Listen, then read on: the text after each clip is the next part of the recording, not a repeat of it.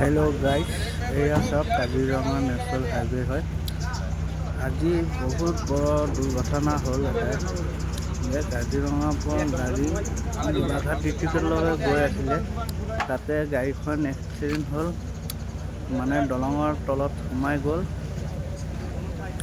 চাইছে কেলেংকাৰী দুটা আহিছে আমাক কলিয়াবৰৰ পৰা, গাড়ীখন উঠাব বহুত চেষ্টা কৰিছে, উঠা নাই এতিয়ালৈকে।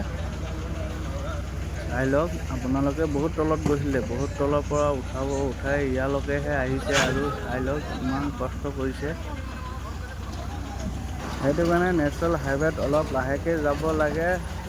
লাহেকৈ গ'লে নিজৰ চেফটি হয় বাৰু, এইটো চবেই গম পায় আৰু জানিব লাগে আৰু আপোনালোকে নিশ্চয় জানে আৰু সেইটো কাৰণে আপোনালোকক চবক কৈছোঁ যে আপোনালোকে লাহে লাহে নেশ্যনেল হাইৱেত চলাই আহিব বুজিছে। ইয়াত আমাৰ স্পীড লিমিট দিয়া আছে, ইয়াত 40 আছে। 40 আহিলে বহুত যথেষ্ট হয়, আপোনাৰ সুৰক্ষা মানে আমাৰ সুৰক্ষা হয়।